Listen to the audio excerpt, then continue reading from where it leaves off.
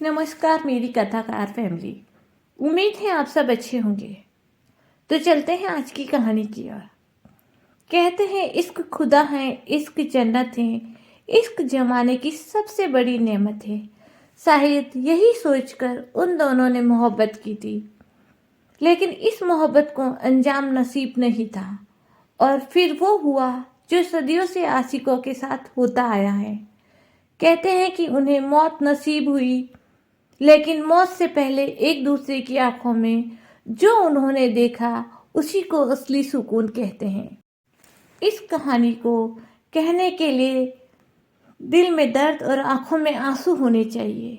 चलिए कोशिश करते हैं मिर्जा और साहिबा की कहानी सुनने की। इस उस दौर, उस मंजर और उस दर्द को बयां करने की जो मिर्जा और साहिबा की रगों में इश्क बनकर दौड़ता। ये कहानी है दानाबाद गांव में पैदा हुई खरल कबीले के एक लड़की मिर्जा और उसके मामा की बेटी साहिबा की।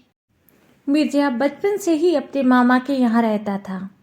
मिर्जा और साहिबा बचपन से एक दूसरे के साथ खेल कूद कर बड़े हुए थे। बचपन का ये साथ जवानी तक पहुँचते पहुँचते कब मोहब्बत में बदल गया, ये उन्हें पता ही नहीं चला। शायद मिर्जा साहिबा एक हो जाते, मगर घर के बेटों का दखल इसमें न पड़ता। फजल खान इस रिश्ते को अपना सकता था, पर नहीं चाहता था कि किसी भी कीमत पे साहिबा और मिर्जा की शादी हो। एक तरफ जहां मिर्जा को अपनी मोहब्बत सबसे बड़ी लगती थी, वहीं दूसरी तरफ समीर मानता था कि उसका अपनी बहन के लिए प्यार तथा परिवार की इज्जत मिर्जा की मोहब्बत पर भारी है। समीर ने जैसे तैसे मिर्जा को उसके गांव भेज दिया और इधर साहिबा की शादी कहीं और तय कर दी। इस बात का पता जब मिर्जा को लगा तो उसने जोश में आकर अपने घोड़े तैयार कर लिए और निकल पड़ा साहिबा को अपने साथ लाने। मिर्जा साहिबा को भगाने में कामयाब हो गया। दोनों काफी दूर निकल आए थे। मिर्जा रास्ते में एक जगह आराम करने के लिए रुका। एक पेड़ की छांव में साहिबा के साथ सुकून से बैठा मिर्जा कुछ देर के लिए सो गया।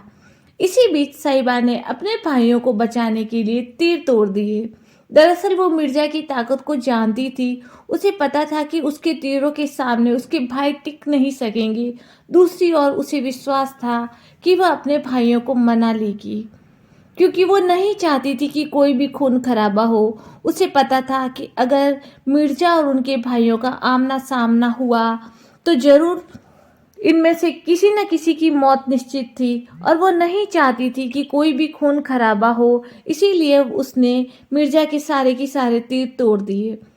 इतनी ही देर में मिर्जा को चारों तरफ से घेर लिया। उसके भाई आ चुके थे।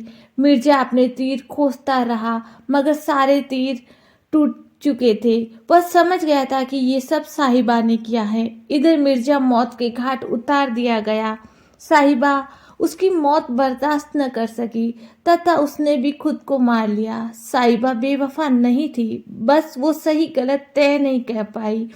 उसे मिर्जा और अपने भाइयों से दोनों से प्यार था, लेकिन वो दोनों को मरते हुए नहीं देखना चाहती थी। उसकी मासूमियत थी, वो इसकी बेवफाई नहीं थी, वह धोखेबाज नहीं थी, मगर वह तय नहीं कर पाई थी।